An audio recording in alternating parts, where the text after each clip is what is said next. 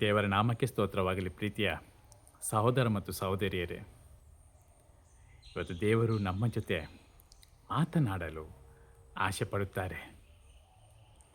ನಮ್ಮ ಜೀವನದಲ್ಲಿ ಮುಕ್ತಿಯ, ಬಿಡುಗಡೆಯ ಮಾತುಗಳನ್ನು, ಎಲ್ಲ ಬಂಧನಗಳಿಂದ ಬಿಡುಗಡೆಯ ಮಾತುಗಳನ್ನು. ಪ್ರಿಯರೇ, ದೇವರದ್ದು ಎಂಬುದೇನಿದೆ ಅದನ್ನೆಲ್ಲ ನಾವು ಪಡೆಯುವುದು ಬರೀ ದೇವರ ಮಾತುಗಳನ್ನು ಕೇಳುವುದರ ಮೂಲಕ. ದೇವರ ಮಾತುಗಳನ್ನು ಧ್ಯಾನಿಸುವುದರ ಮೂಲಕ. ಯಾಕಂದರೆ ದೇವರದ್ದು ಎಂಬುದು ಏನಿದೆ ಅದೆಲ್ಲ ವಿಶ್ವಾಸಕ್ಕೆ ಸಂಬಂಧಪಟ್ಟದ್ದು. ಅದು ನಮ್ಮ ಕಣ್ಣಿಗೆ ಕಾಣುವಂಥದ್ದು ಅಲ್ಲ.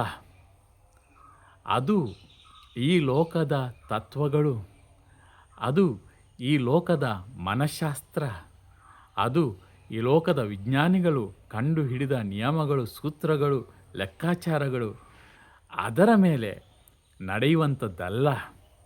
ಅದು ಸ್ವರ್ಗದ ಯೋಜನೆಯ ಪ್ರಕಾರ ನಡೆಯುವಂಥದ್ದು.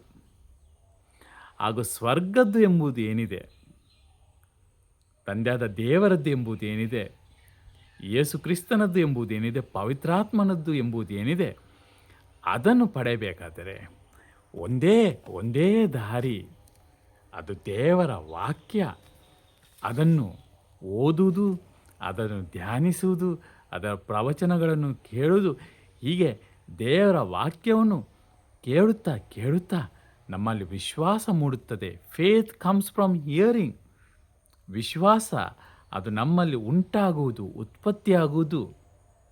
ಅದು ಕೇಳುವುದರಿಂದ. ಏನು ಕೇಳುವುದರಿಂದ? ದೇವರ ವಾಕ್ಯವನ್ನು ಕೇಳುವುದರಿಂದ. Faith comes from hearing, hearing the word of God. ಅದು ಹಿಯರಿಂಗ್ ಅಲ್ಲೇ ನಿಲ್ಲಿಸಿಲ್ಲ. Faith comes from hearing, hearing the word of God. ಆದ್ದರಿಂದ ಏನು ಕೇಳುತ್ತೇವೆ ಅದು ಅತ್ಯಂತ ಪ್ರಮುಖವಾದದ್ದು. ನಾವು ಕೇಳುತ್ತಿರುವುದು ಅದು ದೇವರದ್ದು ಆಗಬೇಕು. ಈ ಲೋಕದಲ್ಲಿ ದೇವರದ್ದು ಅಲ್ಲ ಎಂಬ ಬೇರೆಯವರ ಮಾತುಗಳು ತುಂಬ, ಬೇರೆಯವರ ಅಭಿಪ್ರಾಯಗಳು ತುಂಬ ನಮಗೆ ಕೇಳಲಿಕ್ಕೆ ಸಿಗುತ್ತವೆ. ಅದು ನಮ್ಮ ವಿಶ್ವಾಸವನ್ನು ಕ್ಷೀಣಿಸುತ್ತದೆ. ವಿಶ್ವಾಸವನ್ನು ಬಲಗೊಳಿಸುವುದು ದೇವರ ವಾಕ್ಯ. ಆದ್ದರಿಂದ ಪ್ರಿಯರೇ, ಈ ಪ್ರವಚನಗಳನ್ನು ಕೇಳುವುದು ಅಷ್ಟು ಮಹತ್ವದ್ದಾಗಿದೆ. Hearing the word of god. Bible ವಾಚನ, ಬೈಬಲ್ ಸ್ಟಡಿ ಇವೆಲ್ಲ ಚಿಲ್ಲರೆ ಸಂಗತಿಗಳಲ್ಲ ಪ್ರಿಯರೇ. ಇದೆಲ್ಲ ಬೇರೆ ಏನು ಕೆಲಸ ಇಲ್ಲ, ಅವರದ್ದು ಅಲ್ಲ ಪ್ರಿಯರೇ. ಎಲ್ಲರಿಗೂ ತನ್ನ ಜೀವನ ನಡೆಸಲು ತುಂಬ ತುಂಬ ಅಗತ್ಯವಾದುದು ಇದಾಗಿದೆ. ಇಂಥ ಭಾಗ್ಯವನ್ನು, ದೇವರ ವಾಕ್ಯವನ್ನು ಕೇಳುವ, ದೇವರ ವಾಕ್ಯವನ್ನು ಓದುವ, ದೇವರ ವಾಕ್ಯಗಳನ್ನು ಮನನ ಮಾಡುವ ಈ ಭಾಗ್ಯ ಕೊಟ್ಟ ದೇವರಿಗೆ ನಾವು ಎಷ್ಟು ಅಂತ ಸ್ತುತಿ ಸ್ತೋತ್ರಗಳನ್ನು ಸಲ್ಲಿಸಲಿ. ಪ್ರಿಯರೇ, ಯೇಸು ಶೈತಾನನಿಗೆ ಹೇಳಿದೆ, ಏ ಶೈತಾನ ಕೇಳು, ಮನುಷ್ಯ ಜೀವಿಸುವುದು ರೊಟ್ಟಿಯಿಂದ ಅಂತ ನೀನು ಭಾವಿಸುತ್ತೀಯ. ನೀನು ಎಲ್ಲ ಜನರ ಕಿವಿಗೆ ಅದನ್ನೇ ಹೇಳಲು ಬಯಸ್ತೀಯ, ಅದನ್ನೇ ಮಾಡುತ್ತಿದ್ದೀಯ. ಮನುಷ್ಯ ಜೀವಿಸುವುದು ರೊಟ್ಟಿಯಿಂದ. ಸೈತಾನ, ನನಗೆ ಹೇಳ್ತೇನೆ ಕೇಳು, ಮನುಷ್ಯ ಜೀವಿಸುವುದು ರೊಟ್ಟಿಯಿಂದ ಅಲ್ಲ, ಬರೀ ರೊಟ್ಟಿಯಿಂದ ಅಲ್ಲ. ಮನುಷ್ಯ ಜೀವಿಸುವುದು ದೇವರ ಬಾಯಿಂದ ಬರುವ ಮಾತುಗಳಿಂದ.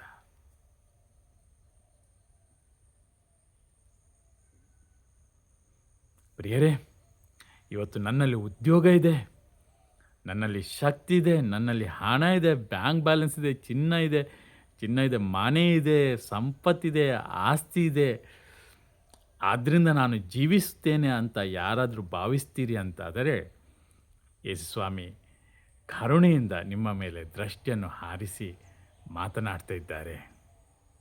ಮಗು ಅಲ್ಲ ಮಗು, ಮನುಷ್ಯ ಜೀವಿಸುವುದು ಇಷ್ಟರಿಂದ ಮಾತ್ರ ಅಲ್ಲ, ಆಗಲ್ದು ಇಷ್ಟರಿಂದ ಜೀವಿಸಲಿಕ್ಕೆ. ದೇವರ ಬಾಯಿಂದ ಹೊರಡುವ ಮಾತುಗಳಿಂದ. ನಿನ್ನ ರೊಟ್ಟಿಗೆ ದೇವರ ಮಾತಿನ ಸ್ಪರ್ಶ ಇಲ್ಲ. ನಿನ್ನ ಚಿನ್ನಕ್ಕೆ, ಬೆಳ್ಳಿಗೆ, ಸೌಂದರ್ಯಕ್ಕೆ ದೇವರ ಮಾತಿನ ಸ್ಪರ್ಶ ಇಲ್ಲ. ನಿನ್ನ ಉದ್ಯೋಗಕ್ಕೆ ದೇವರ ಮಾತಿನ ಸ್ಪರ್ಶ ಇಲ್ಲ. ನಿನ್ನ ಕುಟುಂಬಕ್ಕೆ ದೇವರ ಮಾತಿನ ಸ್ಪರ್ಶ ಇಲ್ಲ.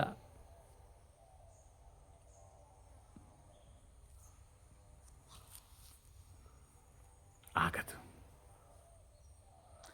ಮನುಷ್ಯ ಜೀವಿಸುವುದು ರೊಟ್ಟಿಯಿಂದ ಮಾತ್ರ ಅಲ್ಲ, ಮನುಷ್ಯ ಜೀವಿಸುವುದು ದೇವರ ಬಾಯಿಂದ ಬರುವ ಮಾತುಗಳಿಂದ. ದೇವರನ್ನು ಪ್ರಾರ್ಥಿಸೋಣ, ಶಿಗರ ಬಗರರ ಆರಾಧಿಸೋಣ, ಸ್ತುತಿಸೋಣ, ಮಹಿಮೆ ಪಡಿಸೋಣ, ಶಿಗರ ವಚನಗಳನ್ನು ಹೇಳುವ ದೇವರಿಗೆ ಸ್ತೋತ್ರ ಸಲ್ಲಿಸೋಣ. ವಚನ ಕೊಟ್ಟ ಯೇಸು ಸ್ವಾಮಿಗೆ ಸ್ತೋತ್ರ ಸಲ್ಲಿಸೋಣ. ವಚನಗಳನ್ನು ಅರ್ಥ ಮಾಡಿಸುವ ರಬಗರರ ಪವಿತ್ರಾತ್ಮರಿಗೆ ರಬಗರರ ಮಿತ್ರಾನಿ ನನ್ನೆಸುವೆ, ನನ್ನನ್ನು ನೀ ನಡೆಸು. ಮಿತ್ರಾನಿ ನನ್ನೆಸುವೆ, ನನ್ನನ್ನು ನೀ ನಡೆಸೋ. ನನಗೆ ತಿಳಿದಿಲ್ಲವೋ ಸನ್ಮಾರ್ಗದ ಹಾದಿ, ಸೈತಾನ ಗರ್ಜನೆಯ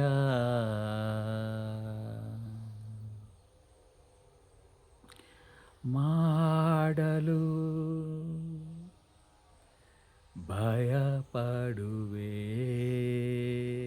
ಯೇಸುವೆ, ಸೈತಾನನು ಗರ್ಜನೆಯ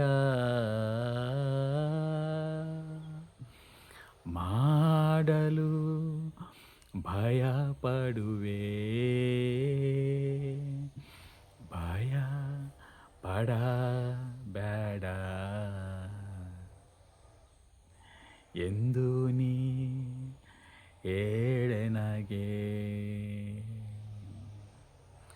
ಸೈತಾನ ಗರ್ಜನೆಯ ಮಾಡಲು ಭಯಪಡುವೆ. ಭಯ ಪಡಬೇಡ ಎಂದು ನೀ ಹೇಳೆನಗೆ. ಓ ಯೇಸುವೆ, ಭಯ ಪಡಬೇಡ ಅಂತ ಹೇಳು ಸ್ವಾಮಿ. ರುವಾರರ ನೋವಿನಲ್ಲಿರುವ ಈ ಸಹೋದರನಿಗೆ, ಈ ಸಹೋದರಿಗೆ, ಈ ಕುಟುಂಬಕ್ಕೆ ಭಯ ಪಡಬೇಡ ಅಂತ ಹೇಳು ಸ್ವಾಮಿ. ಶಿಗರ ಬಗರ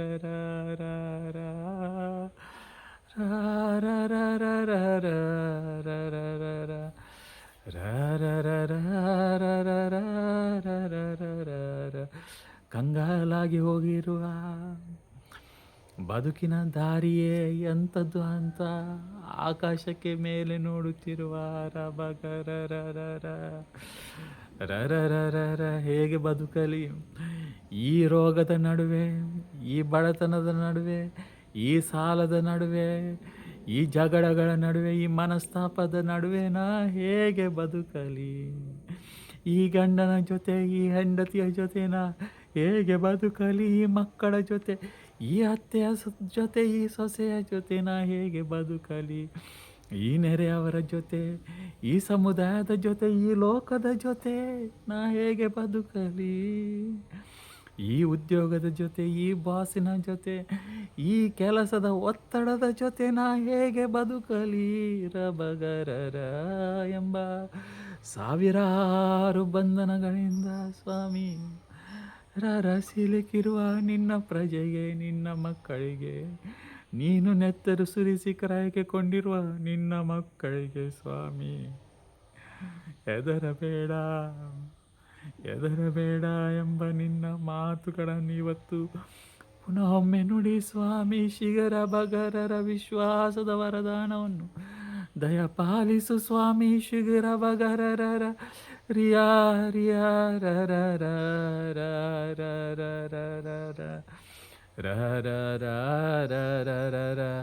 ರರ ಯೇಸುವಿನ ನಾಮದಲ್ಲಿ ರಬಗರರ ಸೈತಾನನ ಎಲ್ಲ ಬಂಧನಗಳು, ದೇವವಾಕ್ಯಗಳನ್ನು ಇವತ್ತು ನೀವು ಕೇಳುತ್ತಿರಬೇಕಾದರೆ ನಿಮ್ಮಿಂದ ಕಳಚಿ ಬೀಳಲಿ. ಶಿಗರ ಬಗರರ ರಿಬಗರರ ಯೇಸು ತನ್ನ ಶಿಷ್ಯರಿಗೆ ಹೇಳಿದರು, ಶುಭ ಸಂದೇಶವನ್ನು ಬೋಧಿಸಿರಿ, ಬಂಧನಗಳಿಂದ ಬಿಡುಗಡೆಗೊಳಿಸಿರಿ, ರೋಗಗಳಿಂದ ಗುಣಪಡಿಸಿರಿ. ರಬಗರ ಸ್ವಾಮಿ ಶುಭ ಸಂದೇಶ ಸಾರಬೇಕಾದರೆ ಅಲ್ಲಿ ಶೈತಾನನ ರಾಜ್ಯದಿಂದ ಬಿಡುಗಡೆವಾಗುವ ಕೆಲಸವು ನಡೆಯುತ್ತದೆ. ಸ್ತೋತ್ರ ದೇವ. ರೋಗಗಳಿಂದ ಬಿಡುಗಡೆಯ ಕಾರ್ಯಗಳು ನಡೆಯುತ್ತವೆ. ಸ್ತೋತ್ರ ದೇವ. ಅದ್ಭುತ ಕಾರ್ಯಗಳು, ಸೂಚಕ ಕಾರ್ಯಗಳು ನಡೆಯುತ್ತವೆ. ಸ್ತೋತ್ರ ದೇವ. ವಂದನೆ ದೇವ, ಆರಾಧನೆ ದೇವ. ಶಾಂತಿ ಬರುತ್ತದೆ, ಸಮಾಧಾನ ಬರುತ್ತದೆ, ಸ್ವರ್ಗದ ಎಲ್ಲ ಆಶೀರ್ವಾದಗಳು ಇಳಿದು ಬರುತ್ತವೆ. ಸ್ತೋತ್ರ ದೇವ. ಶಿಗರಬ ರಿಬಗರರ ಬೋಧನೆ ಮಾಡುತ್ತಿರುವ ಈ ಸಮಯದಲ್ಲಿ ಬೋಧನೆ ಕೇಳುತ್ತಿರುವವರಿಗೋಸ್ಕರ ನೀನು ಪಿತನ ಬಲಪಾರ್ಶ್ವದಲ್ಲಿದ್ದು ಪ್ರಾರ್ಥನೆ ಮಾಡುತ್ತೀಯ. ಸ್ತೋತ್ರ ದೇವ. ಶಿಗರ ಬಗರರ ಇದು ಬೋಧಕನ ಸಾಧನೆ ಅಲ್ಲ. ರಬಗರ ಬದಲಾಗಿ ನಮಗೋಸ್ಕರ ಈ ಧರಣಿಗೆ ಬಂದು ನಮ್ಮ ಜೊತೆ ವಾಸ ಮಾಡಿ ನಮಗೆ ಬೋಧನೆ ನೀಡಿ ಶಿಲುಬೆಯಲ್ಲಿ ನಮಗೋಸ್ಕರ ಮೃತರಾಗಿ ಮೂರನೇ ದಿನ ಪುನರ್ಜೀವಂತರಾಗಿ ನಮಗೆ ಪವಿತ್ರ ಆತ್ಮರ ವರವನ್ನು ದಯಪಾಲಿಸಿ ಇವತ್ತು ಪಿತನ ಬಲಪಾರ್ಶ್ವದಲ್ಲಿ ಇದ್ದು ನಮಗೋಸ್ಕರ ಪ್ರಾರ್ಥನೆ ಮಾಡುತ್ತಿರುವ ಯೇಸುವೇ, ನಿನ್ನ ಸಾಧನೆ. ಶಿಗರ ಇದು ನಿನ್ನದು, ಇದು ನಿನ್ನದು. ರಬಗರರ ಎಲ್ಲ ಅದ್ಭುತಗಳು ನಿನ್ನವು. ರಬ ಎಲ್ಲ ಬಿಡುಗಡೆ ನಿನಗೆ ಸೇರುವುದುಗಳು. ರಬ ಎಲ್ಲ ಮಹಿಮೆ ನಿನ್ನದು. ಶಿಗರರ ರಬಗರರ ರರ ನಾನು ಸೇವಕನು ಮಾತ್ರ ಸ್ವಾಮಿ, ನಾನು ದಾಸನು ಮಾತ್ರ ಸ್ವಾಮಿ. ಶಿಗರ ಬಗರರ ಆದರೆ ಒಡೆಯನು ನೀನು.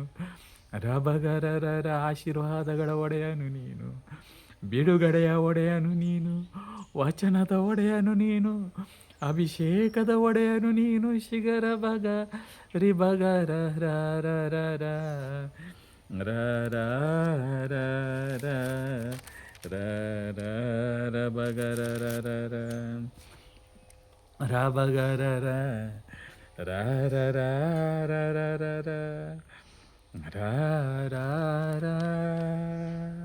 ಸಂತ ಮತ್ತಾಯನು ಬರೆದ ಶುಭ ಸಂದೇಶ ಅಧ್ಯಾಯ 2 ವಾಕ್ಯ 13. ಪ್ರಿಯರೇ, ದೇವರಿವತ್ತು ನಿಮ್ಮ ಜೊತೆ ಬಿಡುಗಡೆಯ ಮಾತುಗಳನ್ನು ಹಾಗೂ ಬಿಡುಗಡೆಯ ಕಾರ್ಯಗಳನ್ನು ಮಾಡುವವನಿದ್ದಾನೆ. ವಿಶ್ವಾಸಿಸಿರಿ.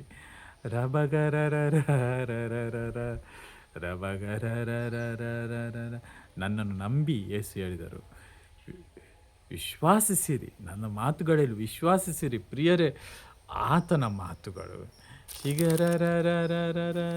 ನುಡಿತಿರುವುದು ಆತನ ಮಾತುಗಳು, ಸೇವೆ ಮಾಡುತ್ತಿರುವುದು ಆತನ ಮಾತುಗಳ ಸೇವೆ. ಆದ್ದರಿಂದ ನಂಬಿರಿ.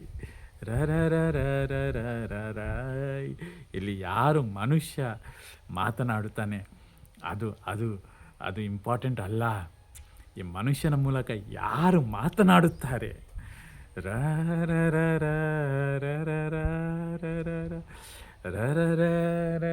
ಜ್ಯೋತಿಷಿಗಳು ಅಧ್ಯಾಯ 2 ಮತ್ತಾಯನ ಶುಭ ಸಂದೇಶ ಅಧ್ಯಾಯ 2 ವಾಕ್ಯ 13.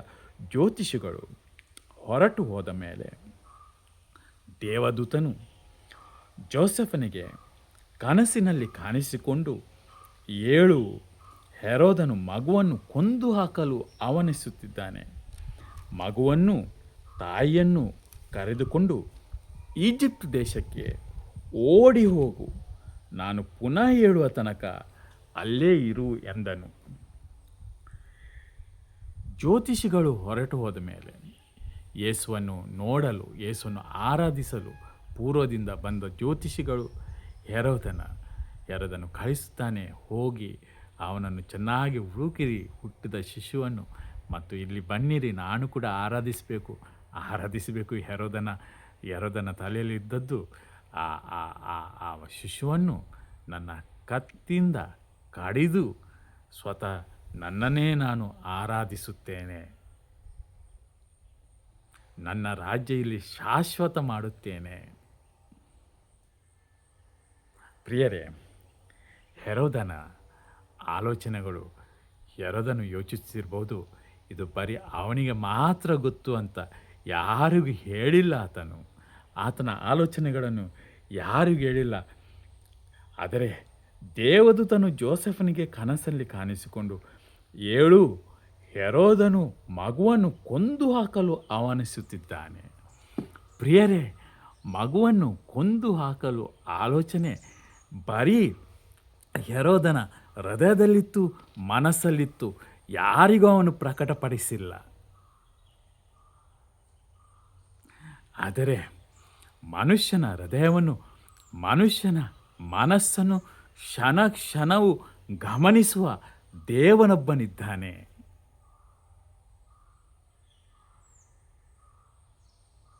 ಪುತ್ರನಾದ ಯೇಸುವಿನ ತಂದೆಯಾದ ದೇವರು, ನಮ್ಮ ತಂದೆಯಾದ ದೇವರು, ಪ್ರಿಯ ಮಗುವೇ, ಇವತ್ತು ನಿನ್ನ ಬಗ್ಗೆ, ದೇವರ ಮಗುವಾದ ನಿನ್ನ ಬಗ್ಗೆ ಹೆರೋದಿಗಳು ಎಂತೆಂಥ ಆಲೋಚನೆಗಳನ್ನು ಮಾಡುತ್ತಿರಬಹುದು. ನೀನು ದೇವರಿಗೆ ಸೇರಿದವಳು ಎಂಬ ಕಾರಣಕ್ಕಾಗಿ ಎಂತೆಂಥ ಆಲೋಚನೆಗಳನ್ನು ಮಾಡುತ್ತಿರಬಹುದು. ನಿನ್ನ ನಾಶಕ್ಕೆ, ನಿನ್ನ ವಿನಾಶಕ್ಕೆ ಆಲೋಚನೆಗಳನ್ನು ಮಾಡುತ್ತಿರಬಹುದು. ನಿನ್ನ ಸೋಲಿಗೆ ಅವರು ರಣತಂತ್ರಗಳನ್ನು ಹಣಿಯುತ್ತಿರಬಹುದು. ನಿನ್ನನ್ನು ಸಿಕ್ಕಿಸಿ ಹಾಕಿಕೊಳ್ಳಲು ಅವರು ಬೇರೆ ಬೇರೆ ರೀತಿಯ ಬಲೆಗಳನ್ನು ನೇಯುತ್ತಿರಬಹುದು.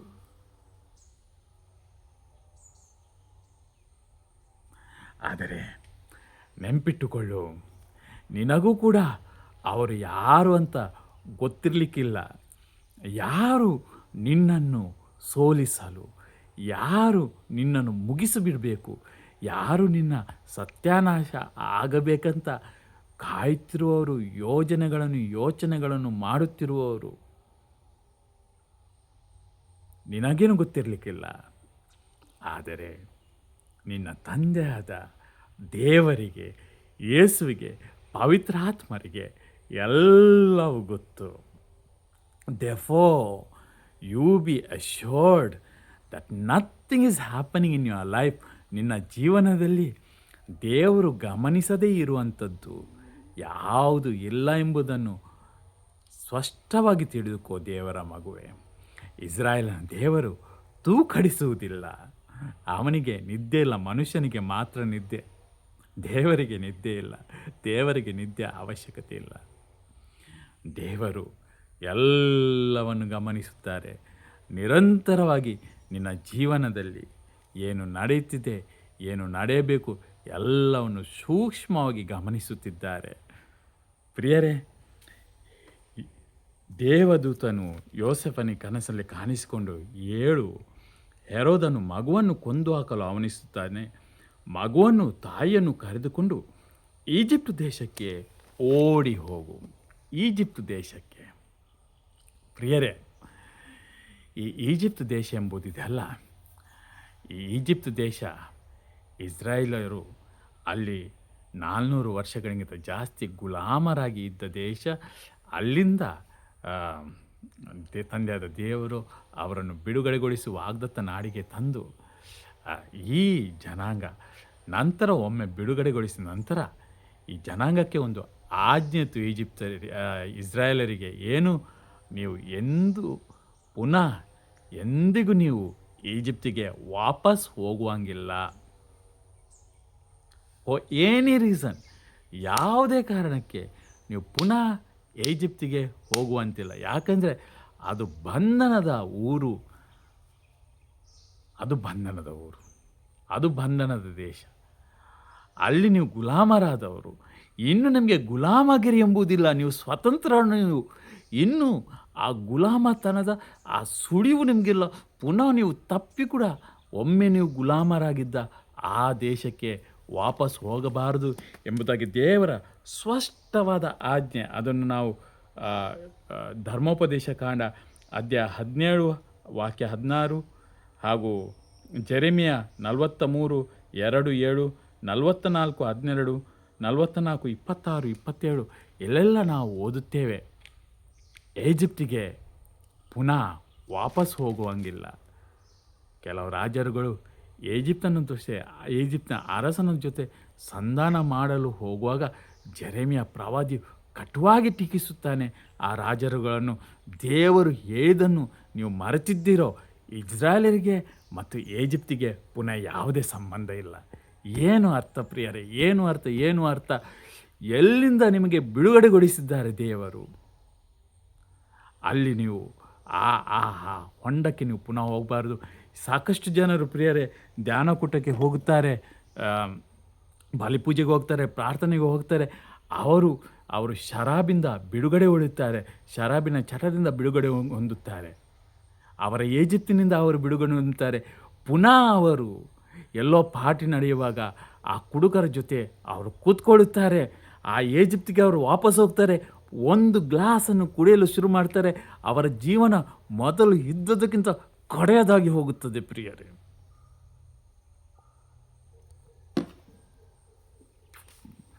10 ವರ್ಷ 15 ವರ್ಷ ಬಿಡುತ್ತಾರೆ, 1 ವಾರ 2 ವಾರ ಬಿಡ್ತಾರೆ ಪ್ರಾರ್ಥನೆಗೆ ಹೋಗಿ. ಪುನಃ ಇದು ನೀರು ಆಯಿತು. ಪುನಃ ಅವರು ಹೋಗಿ ಒಂದು ತೊಟ್ಟು ಈಜಿಪ್ತಿಗೆ ವಾಪಸ್ ಹೋಗ್ತಾರೆ. ಒಂದು ತೊಟ್ಟಿಗೆ ವಾಪಸ್ ಹೋಗ್ತಾರೆ ಪ್ರಿಯರೇ. ಪುನಃ ಅಲ್ಲೇ ಸ್ಮೋಕಿಂಗ್ ಬಿಟ್ಟವರು, ವ್ಯಭಿಚಾರ ಬಿಟ್ಟವರು, ಅದು ಬಿಟ್ಟವರು, ಇದು ಬಿಟ್ಟವರು ಪುನಃ ಒಂದು ಕ್ಷಣಕ್ಕೆ ಅಲ್ಲಿ ವಾಪಸ್ ಹೋದರು. ದುರ್ಗತಿ. ನಮ್ಮ ಊರಲ್ಲಿ ಮೌರಿಸ್ ಎಂಬವರು ಇದ್ದಾರೆ. ಆ ಮೌರಿಸ್ ಅವರು ಹೇಳ್ತಾರೆ, ಅವರ ಟೀನೇಜಿಂದ ಅವರು 10ನೇ ಆದ್ರಿಂದ ಅವರು ಕುಡಿಲಿಕ್ಕೆ ಶುರು ಮಾಡಿದವರು. ಶರಾಬು ಕುಡಿತಾ ಕುಡಿತಾ ಕುಡಿತಾ ಕುಡಿತಾ ಈಗ ಸಾಧಾರಣ 60 65 ಎಷ್ಟು ವಯಸ್ಸಾಗಿದ್ದಿರ್ಬೋದು ಅವರಿಗೆ. More than 60. I don't know exactly how much it is. Okay, ಯಾಕಂದರೆ ಅವರ ಒಟ್ಟಿಗೆ ಇದ್ದವರು ಅವರ ಕ್ಲಾಸ್ಮೇಟ್ ಅಂತ ಹೇಳ್ತಾರೆ, ಅವರಿಗೆ ರಿಟೈರ್ಡ್ ಆಗಿದ್ದಾರೆ. ಆದ್ದರಿಂದ ಬಹುಶಃ ಆ ವಯಸ್ಸು 60 ಆಸುಪಾಸು ಎಷ್ಟಿದೆ ಗೊತ್ತಿಲ್ಲ ಸರಿಯಾಗಿ. ಆದರೆ ಇಷ್ಟು ವರ್ಷ ಕಾಲ, ಸುಮಾರು 40 ವರ್ಷಗಳ ಕಾಲ ಅವರು ಶರಾಬಿಗೆ ಬಲಿಯಾಗಿದ್ದರು. ಎಷ್ಟು ಬಲಿಯಾಗಿದ್ದರು ಅಂದರೆ, ಆ ಒಂದು ಶರಾಬಿನ ಆಸೆಗಾಗಿ ಯಾರದೆಲ್ಲ ಬುಟ್ಟಿ ಕೆಲಸ ಎಂಬುದಾಗಿ ಮಾಡ್ತಿದ್ರು. ನಮ್ಮದೇ ಮನೆಯಲ್ಲಿ ಎಷ್ಟೋ ಸಾರಿ ಅವರು ಚಿಕ್ಕ ಚಿಕ್ಕ ಕೆಲಸಗಳನ್ನು ಜಾಸ್ತಿ ಮಾಡಲಿಕ್ಕೂ ಶಕ್ತಿ ಇರಲಿಲ್ಲ. ಶರಾಬು ಕುಡಿದು ಕುಡಿದು ಕುಡಿದು ಕುಡಿದು ಕ್ರಷರಾಗಿದ್ದರು. ನಡೆಯುವಾಗ ಹೆಜ್ಜೆಗಳು ಆಚೆ ಈಚೆ ಬೀಳ್ತಿದ್ದೆವು. ಇನ್ನೇನು ಸ್ವಲ್ಪ ವರ್ಷಗಳು ಕುಡಿದರೆ ಮುಗೀತು, ಇನ್ನು ಹೊಂಡಕ್ಕೆ ಮಣ್ಣು ಎಂಬ ರೀತಿಯಲ್ಲಿ ಅವರಿದ್ದರು. ಅವರು ದೇವರ ದಯೆಯಿಂದ ಒಬ್ಬನು ಈ ಡಿಅಡಿಕ್ಷನ್ ಸೆಂಟ್ರಿಗೆ ಓದೋದು ನೋಡಿ ಇವರು ಅವರ ಈ ಫ್ರೆಂಡ್ ಹೇಳಿದನ್ನು ಕೇಳಿಕೊಂಡು ಇವರು ಡಿಅಡಿಕ್ಷನ್ ಸೆಂಟ್ರಿಗೆ ಹೋದರು. ಶಿವಮೊಗ್ಗದ ಆಶಾಕಿರಣ ಅಲ್ಲಿ ಹೋಗಿ ನನಗೆ ನೆನಪಿದೆ, ನಾನು ಅವರನ್ನು ಕರ್ಕೊಂಡು ಹೋಗಿದ್ದೆ. ಹೋಗುವಾಗ ಆ ಶಿವಮೊಗ್ಗ ಆಶಾಕಿರಣ ಆ ಗೇಟಿನ ಆಚೆ ಹೋಗೋ ಮುಂಚೆ ಈಚೆ ಇವರು ಇಷ್ಟು ಬೀಡಿ ಸೇರ್ತಿದ್ದರು. ಆ ಬೀಡಿಯ ಕಟ್ಟನ್ನು ಪುಡಿ ಪುಡಿ ಮಾಡಿ ಬಿಸಾಡಿದರು. ಅದೇ ಬೆಂಕಿ ಕಡ್ಡಿಯ ಲೈಟರ ಬಿಸಾಡಿದರು. ನಾನು ಕೇಳಿದೆ ಮೌರಿಸ್ ಅವರಲ್ಲಿ, ಯಾಕೆ ನೀವು ಬಿಸಾಡಿದ್ದೀರಿ? ಮೌರಿಸ್ ಹೇಳಿದರು, ಇದೇ ಕೊನೆ, ಡಿಅಡಿಕ್ಷನ್ ಸೆಂಟ್ರಿಗೆ ಹೋಗೋ ಮುಂಚೆ. ಇನ್ನೂ ಇದು ನನ್ನ ಜೀವನದಲ್ಲಿಲ್ಲ. ಡಿಅಡಿಕ್ಷನ್ ಸೆಂಟ್ರಿಗೆ ಹೋದರು. 1 ತಿಂಗಳ ಕಾಲ ಇದ್ದರೂ ಕಾಣಬೇಕು. ನಾನು ಹೇಳ್ತೇನೆ, ನಾನು ಯೋಚನೆ ಮಾಡಿದ್ದೆ, ಈ ಮನುಷ್ಯ ಬಂದು ಜಾಸ್ತಿ ಅಂದರೆ 2 ದಿನ 3 ದಿನ 4 ದಿನ 1 ವಾರ ಪುನಃ ಇವರದ್ದು ಶುರುವಾಗ್ತದೆ. ನಾನು ಅಲ್ಲ, ಊರಿನವರು ನನಗೆ ಕರೆದುಕೊಂಡು ಹೋಗುವಾಗ ಕೆಲವರು ಕೇಳಿದಿದೆ, ಅಯ್ಯ ನಿಂಗೇನು ಹುಚ್ಚು ಹಿಡಿದಿದ, ಇವರನ್ನೆಲ್ಲ ಕರ್ಕೊಂಡು ಇವರು ಸುಧಾರಿಸ್ತಾರೆ ಎಂಬುದಾಗಿ ನೀನು ಏನಾದರೂ ಯೋಚನೆ ಮಾಡ್ತೀಯ? 4 ದಿನ ನೋಡು, 4 ದಿನದ ಒಳಗೆ ಪುನಃ ಕುಡಿಲಿಕ್ಕೆ ಶುರು ಮಾಡದಿದ್ದರೆ ಪ್ರಿಯರೇ, ಈ ಮೌರಿಷರು ಅವರು ಕುಡಿಯೋದು ಬಿಟ್ಟು ಇವತ್ತು ಸುಮಾರು 2 ವರ್ಷ ಎಷ್ಟು ಸರಿಯಾಗಿ ಗೊತ್ತಿಲ್ಲ, 2 ವರ್ಷ ಆಗುತ್ತಿರಬಹುದು. More than 2 years. Is it 2 years or 1.5 years? Okay. ಒಂದು ಈ ಮೌರಿಸ್ ಅವರಲ್ಲಿ ಗಮನಿಸಬೇಕಾದದ್ದು, ಯಾವಾಗ ಇವರು ಈ ಕುಡಿತನ ಬಿಟ್ಟರು, ಯಾವಾಗ ಇವರು ವಾಪಸ್ ಬಂದರು, ಒಂದು ಗಟ್ಟಿ ನಿರ್ಧಾರ, ಇನ್ನೊಮ್ಮೆ ಕುಡಿಯುವವರು ಎಲ್ಲಿದ್ದಾರೆ ಅವರ ನಡುವೆ ನಾನು ಹೋಗುವುದಿಲ್ಲ. ಪ್ರಿಯರೇ, ಎಷ್ಟು ಅಂದರೆ ಅವರು ಯಾವುದೇ ಫಂಕ್ಷನ್ಗಳಿಗೆ ಹೋಗುವುದನ್ನು ನಿಲ್ಲಿಸಿದರು. ಎಲ್ಲಿ ಶರಾಬು ಕೊಡುತ್ತಾರೆ ಅಂಥ ಫಂಕ್ಷನ್ಗಳಿಗೆ ಹೋಗೋದನ್ನು ನಿಲ್ಲಿಸಿದರು. ನಾನು ಕೇಳಿದೆ, ಯಾಕೆ ಹೋಗೋದಿಲ್ಲ? ಹೇಳಿದರು, ಹೋಗುವಾಗ ಅವರು ಕುಡಿತಾರೆ, ಅದನ್ನು ನೋಡಿಕೊಂಡು ನನಗೂ ಬಾ ಅಂತ ಹೇಳ್ತಾರೆ, ನಾನು ಯಾಕೆ ಅಂಥವರ ಬಳಿ ಹೋಗಲಿ? ಅವರದೇ ಸ್ವಂತ ಸಂಬಂಧಿಕರ ಒಂದು ಫಂಕ್ಷನ್ ಇತ್ತು ಕರೆಯುವಾಗ ಇವರು ಹೇಳ್ತಾರೆ, ನಾನು ಆ ಮೇನ್ ಸಮಯದಲ್ಲಿ ಹೋಗಿಲ್ಲ, ಯಾಕಂದರೆ ಅಲ್ಲಿ ಅವರು ಶರಾಬು ಕುಡಿದು ಕೊಟ್ಟರೆ ನನಗೆ ಬೇಡ ಅದು ಅಂತ ಹೇಳಿಕೊಂಡು ಸಮಯ ತಪ್ಪಿಸಿಕೊಂಡು ಹೋದಿತ್ತು. ಇವತ್ತು ಪ್ರಿಯರೇ, ಯಾವ ಫಂಕ್ಷನಿಗೆ ಹೋಗಬೇಕು, ಯಾವ ಫಂಕ್ಷನಿಗೆ ಹೋಗಬಾರ್ದು ನಿರ್ಧಾರ ಮಾಡ್ತಾರೆ. ಏನು ಇವರು ಜಾಸ್ತಿ ಕಲ್ತವರಲ್ಲ, ಕೂಲಿ ಕೆಲಸ ಮಾಡುವವರು. ಅದರ ಪ್ರಜ್ಞೆ ನೋಡಿ, ಪುನಃ ಈಜಿಪ್ತಿಗೆ ನಾನು ವಾಪಸ್ ಹೋಗಬಾರ್ದು, ಆ ದೇಶಕ್ಕೆ ವಾಪಸ್ ಹೋಗಬಾರ್ದು. ಪ್ರಿಯರೇ, ಇವತ್ತು ಈ ಮೌರಿಸರ್ ಅವರು, ನಾನು ಕೆಲವು ಸಾರಿ ಚರ್ಚಲ್ಲೆಲ್ಲ ಕುಳಿತುಕೊಳ್ಳುವಾಗ ನನಗೆ ಕಣ್ಣೀರು ಬರ್ತದೆ. ಫಾದರ್ ಅವರ ಹೆಸರನ್ನು ಕರೆಯುವಾಗ, ಮೌರಿಸರು ದಾನ ಕೊಟ್ಟರು, ಮೌರಿಸರು ಅದನ್ನು ಕೊಟ್ಟರು, ಮೌರಿಸರು ಇದನ್ನು ಕೊಟ್ಟರು,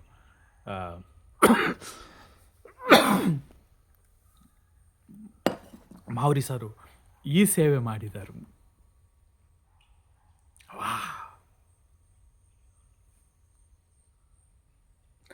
ಪುನಃ ಈಜಿಪ್ಟಿಗೆ ಆ ಬಂಧನ ಎಂಬುದು ಇದೆಯಲ್ಲ, ಆ ಊರು ನಮ್ಮದಲ್ಲ, ಆ ದೇಶ ನಮ್ಮದಲ್ಲ, ಆ ಸಂಗತಿಗಳು ನಮ್ಮದಲ್ಲ. ಇದು ಕ್ರೈಸ್ತ ವಿಶ್ವಾಸಿಯ ಸಂಗತಿಗಳಲ್ಲ. ಅಮಲು ಪದಾರ್ಥ, ನಶೆ, ಡ್ರಗ್ಸ್, ಸ್ಮೋಕಿಂಗ್, ಡ್ರಿಂಕ್ಸ್ ಪಾರ್ಟಿ, ಈ ಬಂಧನಗಳು ನಮ್ಮದಲ್ಲ. ವ್ಯಭಿಚಾರದ ಬಂಧನಗಳು, ಪೊರ್ನೋಗ್ರಫಿ, ಈ ಬಂಧನಗಳು ನಮ್ಮದಲ್ಲ. ಕೆಟ್ಟದನ್ನು ನೋಡುವುದು, ಕೆಟ್ಟದನ್ನು ಕೇಳುವುದು, ಕೆಟ್ಟದನ್ನು ಮಾತನಾಡುವುದು, ಕೆಟ್ಟ ಜೋಕ್ಸ್ಗಳು, ಕೆಟ್ಟ ಡಯಲಾಗ್ಗಳು, ಈ ಬಂಧನಗಳು ನಮ್ಮದಲ್ಲ. ಪ್ರಪಂಚದ್ದೇ, ಇಲ್ಲಿದ್ದೇ ಇದಕ್ಕಾಗಿ, ಈ ಮಣ್ಣಿಗೋಸ್ಕರನೇ, ಇದಕ್ಕಾಗಿ ಜಗಳ, ಇದಕ್ಕಾಗಿ ಹೊಟ್ಟೆ ಕೊಚ್ಚು, ಇದಕ್ಕಾಗಿ ಮತ್ಸರ, ಇದಕ್ಕಾಗಿ ಸ್ವಾರ್ಥ, ಈ ಬಂಧನಗಳು ನಮ್ಮದಲ್ಲ. ಕಲಹ, ಮನಸ್ತಾಪಗಳು, ಈ ಬಂಧನಗಳು ನಮ್ಮದಲ್ಲ. ಈ ದೇಶಕ್ಕೆ ನಾವು ವಾಪಸ್ ಹೋಗುವವರು ಆಗಬಾರ್ದು. ಕನಸಲ್ಲೂ ನಾವು ಇಂಥ ಈ ಬಂಧನಗಳ ಈ ಊರನ್ನು ನಾವು ನೆನಪಿಸಿಕೊಳ್ಬಾರ್ದು. That's not for us at all. ಪ್ರಿಯರೇ, ಆದರೆ ಇವತ್ತು ಮೇರಿ ಹಾಗೂ ಜೋಸೆಫರು ಯಾವ ಈಜಿಪ್ತಿಗೆ ಹೋಗ್ಲಿಕ್ಕೆ ಇರಲಿಲ್ಲ, ಅಲ್ಲಿ ಮೇರಿ ಜೋಸೆಫರು ಯೇಸುವನ್ನು ಹಿಡ್ಕೊಂಡು ಹೋಗುತ್ತಾರೆ. ಯಾಕೆ ಪ್ರಿಯರೇ, ಈಜಿಪ್ತಿಗೆ ಯೇಸು ಹೋಗಲು ಶಕ್ತನು. ಆತನು ದೇವಪುತ್ರನು. ಆತನಿಗೆ ಬಂಧಿಸುವವರು ಯಾರೂ ಇಲ್ಲ. ಆತನು ಎಲ್ಲದರ ಮೇಲೆ ವಿಜಯ ಸಾಧಿಸಿದವನು. ಆತನಿಗೆ ಎಲ್ಲ ದೇಶಗಳು ಆತನದ್ದು.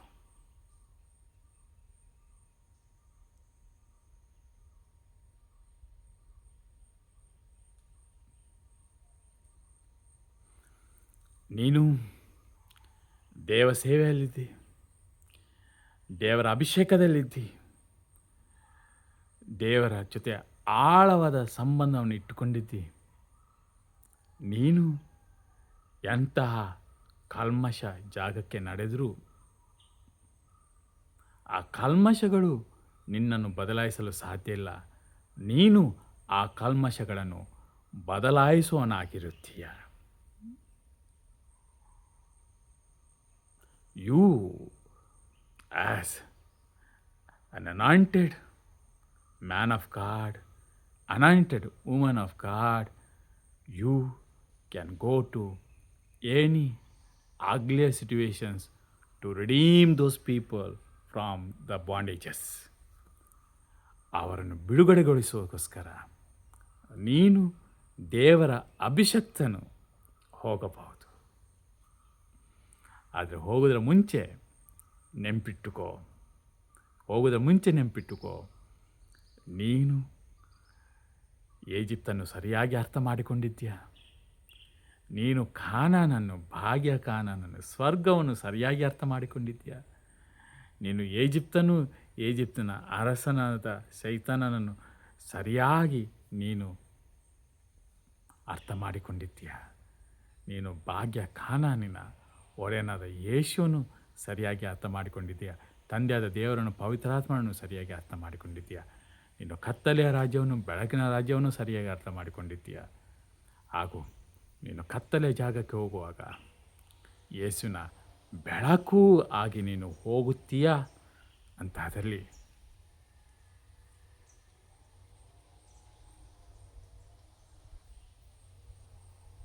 ಓಕೆ.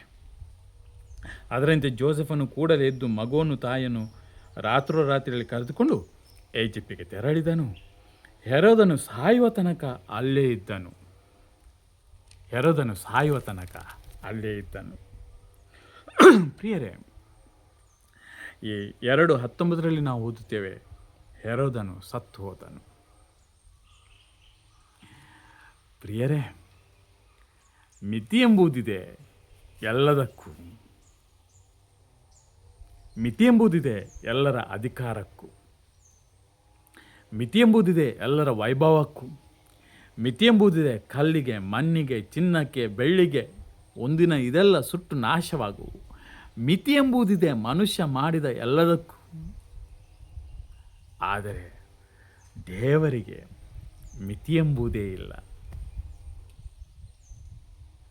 ಹೆರೋದನು ಯೋಚನೆ ಮಾಡ್ತಿದ್ದನು, ಈ ಶಿಶುವನ್ನು ಸುಲಭವಾಗಿ ಕೊಂದು ಹಾಕ್ಬೋದು.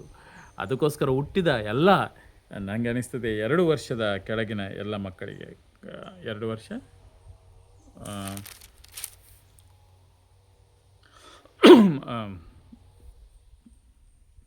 ಆಳು ತಾನು ಜ್ಯೋತಿ ತಿಳ್ಕೊಂಡು 2 ವರ್ಷಗಳಿಗೆ ಮೀರದ, ಹೌದು, ಎಲ್ಲ ಮಕ್ಕಳನ್ನು ಕೊಂದು ಹಾಕಿದನು. ಹೆರೋದನು ಯೋಚನೆ ಮಾಡಿದ, ಎಲ್ಲ ಮಕ್ಕಳ ಪೈಕಿ ಯೇಸು ಕೂಡ ಆಯಿತು. ಏನು ಇದು ಚಿಕ್ಕ ಬಾಲೆ, ಇದು ಸುಲಭವಾಗಿ ಟಕ್ ಒಂದೇ, ಅದಕ್ಕೆ ಜಾಸ್ತಿ ಕಡ್ಗವನ್ನು ಹಾಕಬೇಕಾಗಿಲ್ಲ. ಒಂದು ಚೈ ಹಾಕಿದರೆ ಈ ಕೋಳಿ ಅಂಗಡಿಗಳಲ್ಲಿ ಹೇಗೆ ಈ ಕೋಳಿ ಒಂದು ಹಾಕಿದರೆ ಮುಗೀತು ಅದರದ್ದು, ಹೀಗೆ ಯೇಸು ಕೂಡ ಅಂತ ಯೋಚನೆ ಮಾಡಿದ್ದ ಹೆರೋದನು. ಆದರೆ ಪ್ರಿಯರೇ, ಹುಟ್ಟುವ ಈ ಶಿಶು ದೇವಕುಮಾರನು, ಹುಟ್ಟುವ ಈ ಶಿಶು ದೇವಕುಮಾರನು, ಮಗುವಿಗೆ ಯೇಸು ಎಂದು ಹೆಸರಿಡಬೇಕು. ಮಗುವಿಗೆ ಯೇಸು ಎಂದು ಹೆಸರಿಡಬೇಕು. ಹುಟ್ಟುವ ಈ ಶಿಶು ದೇವಕುಮಾರನು. ಅದರಿಂದ ನೆನಪಿಟ್ಟುಕೊಳ್ಳಿ, ಹುಟ್ಟಿದ ಶಿಶು ದೇವಕುಮಾರನು. ನಿನ್ನ ಜೀವಿತದಲ್ಲಿ ಯೇಸುವಿನ ಅಧಿಕಾರವನ್ನು, ಕೊನೆಗೊಳಿಸುವ ಅಧಿಕಾರವನ್ನು ದೇವರು ಯಾರಿಗೂ ಕೊಟ್ಟಿಲ್ಲ. ನೀನು ಆ ಒಡೆಯನಾದ ಯೇಸುವಿನ ಜೊತೆ ಇರುತ್ತೀ ಎಂಬುದಾಗಿ ನಿರ್ಧಾರ ಮಾಡಿ ನಿನ್ನ ಬದುಕನ್ನು ಹಾಗೆ ಜೀವಿಸ್ತೀಯಾ? ಯೇಸುವನ್ನು ಸೋಲಿಸುವ ಯಾವ ರಾಜನು ಹುಟ್ಟಿಲ್ಲ, ಹುಟ್ಟುವುದಿಲ್ಲ, ಹುಟ್ಟಲಿಕ್ಕೆ ಇಲ್ಲ ಪ್ರಿಯರೇ. ಎಲ್ಲರ ಅಧಿಕಾರಕ್ಕೆ ಮಿತಿ ಎಂಬುದಿದೆ, ಎಲ್ಲರ ಜೀವನಕ್ಕೆ ಮಿತಿ ಎಂಬುದಿದೆ, ಎಲ್ಲರ ಸಂಪತ್ತಿಗೆ ಮಿತಿ ಎಂಬುದಿದೆ. ಆದರೆ ಹೆರೋದನು ಸತ್ತು ಹೋದನು.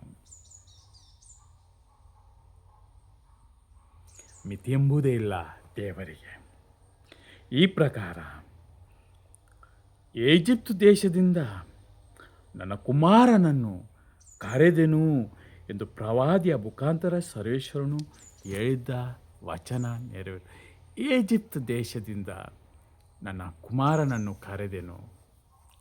ಪ್ರಿಯರೇ, ಈಜಿಪ್ಟ್ ದೇಶದಿಂದ, ಬಂಧನದ ಆ ದೇಶದಿಂದ, ಗುಲಾಮಗಿರಿಯ ಆ ದೇಶದಿಂದ ನಿನ್ನ ಗುಲಾಮಗಿರಿ ಮುಗೀತು, ನೀನಿನ್ನು ಸ್ವತಂತ್ರನು. ಪ್ರಿಯರೇ, ಯೇಸು ಅಲ್ಲಿ ಹೋದದ್ದು ಆತನು ಬಂಧನ ಅನುಭವಿಸಲಿಕ್ಕೆ ಅಲ್ಲ, ಬಂಧನದಲ್ಲಿ ಇರುವ ಎಲ್ಲರಿಗೆ ಹೇಳಲು, ಇನ್ನು ನಿನ್ನ ಈಜಿಪ್ತಿನ ದಿನಗಳು ಮುಗಿದವು.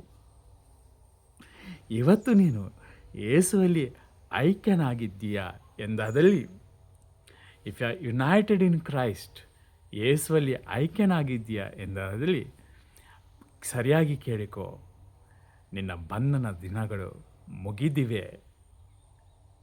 2000 ವರ್ಷದ ಹಿಂದೆ ಯೇಸು ಯಾವಾಗ ಈಜಿಪ್ತಿಗೆ ಹೋದ, ಆ ಶಿಶುವಾಗಿ ಯಾವಾಗ ಈಜಿಪ್ತಿಗೆ ಹೋದ, ಆ ದಿನವೇ ನಿನ್ನ ಬಂಧನ ಮುಗಿದಿದೆ.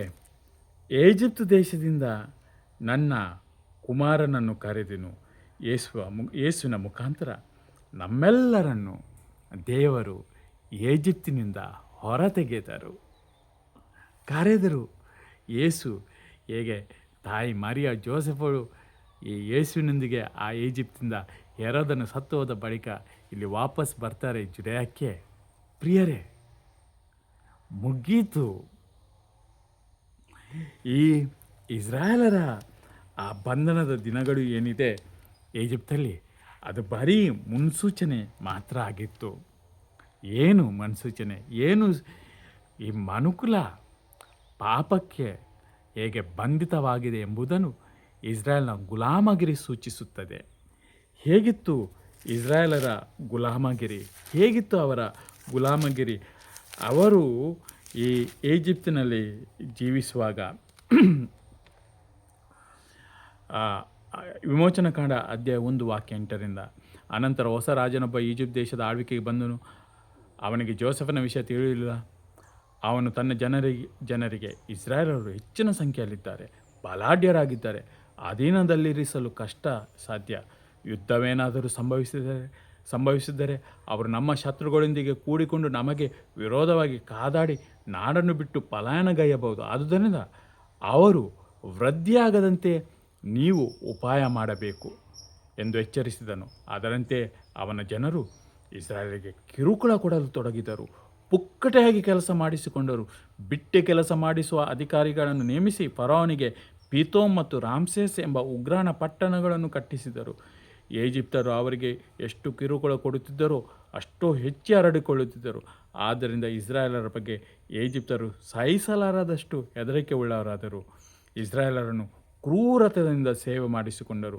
ಮಣ್ಣು ಅಗೆಯುವ ಕೆಲಸದಲ್ಲೂ, ಇಟ್ಟಿಗೆಡಿಸುವ ಕೆಲಸದಲ್ಲೂ, ವ್ಯವಸಾಯದ ಮತ್ತಿತರ ಕೆಲಸ ಕಾರ್ಯಗಳಲ್ಲೂ ಕಠಿಣವಾಗಿ ಅವರಿಂದ ದುಡಿಸಿಕೊಂಡರು. ಅವರು ಮಾಡಿಸಿಕೊಳ್ಳುತ್ತಿದ್ದ ಪ್ರತಿಯೊಂದು ಕೆಲಸವೂ ಜೀವನವೇ ಬೇಡವೆನ್ನುವಷ್ಟು ಕಠೋರವಾಗಿ ಇರುತ್ತಿತ್ತು. ಇದು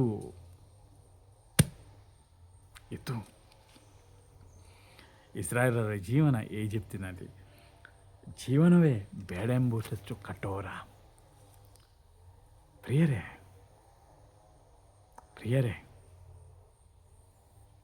ಶೈತಾನನ ಜೊತೆ ನಮ್ಮ ಬಾಳು, ಪಾಪದ ಜೊತೆ ನಮ್ಮ ಬಾಳು ಇದೇ ಪ್ರಿಯರೇ. ಇದು ಏನು ಫರೋಹ ಇಸ್ರಾಯೇಲರನ್ನು ಹೇಗೆ ನಡೆಸಿದ, ಅದು ಸೈತಾನ ಬಂಧನದಲ್ಲಿರುವ ನಮ್ಮ ಬಾಳು ಹೇಗೆ ಎಂಬುದಾಗಿ ಸೂಚಿಸುತ್ತದೆ. ಅದನ್ನು ಸೂಚಿಸುವ ಆ ಮೆಟಫರ್ ಅಂತ ಹೇಳ್ಬೋದು.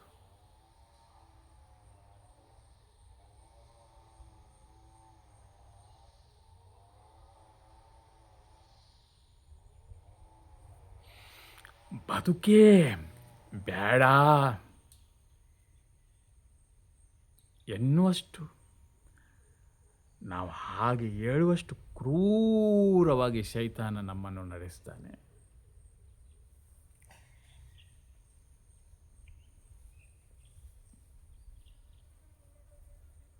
ಬದುಕೇ ಬೇಡ, ಸಾಕಾಯಿತು. ಶೈತಾನ ಜೊತೆಗೆ ಮೊದಲ ಕೆಲವು ದಿನಗಳು ಬಹಳ ಒಳ್ಳೆಯದು ಅನ್ನಿಸ್ತವೆ. ಪಾಪಗಳು ಬಹಳ ಒಳ್ಳೆಯದು ಅನ್ನಿಸ್ತದೆ, ಮಾಡ್ತಾ ಇರೋಣ ಅನ್ನಿಸ್ತದೆ, ಏನು ಸುಖ, ಅಯ್ಯೋ ಅಂತ ಅನ್ನಿಸ್ತದೆ. ಆದರೆ ಒಂದು ದಿನ ಈ ಪಾಪಗಳು ಘೋರವಾದ ಬಂಧನಗಳಾಗಿ ಮಾರ್ಪಡುತ್ತವೆ. ದೇವರ ಜೊತೆ ಸಂಬಂಧ ಕಳೆದುಕೊಳ್ಳುತ್ತೇವೆ. ದೇವರ ಜೊತೆ ಸಂಬಂಧ ಕಳೆದುಕೊಂಡರೆ ಪ್ರಿಯರೇ, ಬದುಕು ಬೇಡ ಅಂತ ಅನಿಸಲೇಬೇಕು. ಬದುಕು ವಜ್ಜೆ ಆಗಲೇಬೇಕು. ಇದು ದೈವ ನಿಯಮ.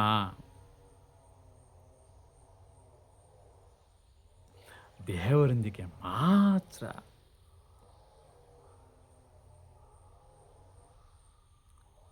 ಶಾಂತಿ, ಸಮಾಧಾನ, ಸಂತೋಷದ ಜೀವನ. ಇದು ಇಸ್ರಾಯೇಲರು ಹೀಗೆ ಅಲ್ಲಿದ್ದರು. ಇವರು ಎಷ್ಟು ವರ್ಷಗಳ ಕಾಲ ಅಲ್ಲಿ ಇಂಥ ಬಾಳನ್ನು ನಡೆಸಿದರು. ಈಜಿಪ್ತಿನಲ್ಲಿ ನಾವು ಓದುತ್ತೇವೆ, ವಿಮೋಚನ ಕಾಂಡ ಅಧ್ಯಾಯ 12:40, ಇಸ್ರಾಯೇಲರು ಈಜಿಪ್ಟ್ ದೇಶದಲ್ಲಿ 430 ವರ್ಷಗಳ ಕಾಲ ವಾಸವಾಗಿದ್ದರು. 430 ವರ್ಷಗಳ ಕಾಲ ವಾಸವಾಗಿದ್ದರು. ಗುಲಾಮರಾಗಿ ಅವರು ಹೀಗೆ ಅಲ್ಲಿ 430 ವರ್ಷಗಳ ಕಾಲ 430 ವರ್ಷಗಳು. ಇಲ್ಲಿ ಒಂದು ವಿಶೇಷವಾದದ್ದು ನಡೀತದೆ. ಈ 430 ವರ್ಷಗಳ ಕಾಲ ಈ ಗುಲಾಮಗಿರಿಯಲ್ಲಿ ನಡೆಯುವಾಗ ಇಸ್ರಾಯೇಲರು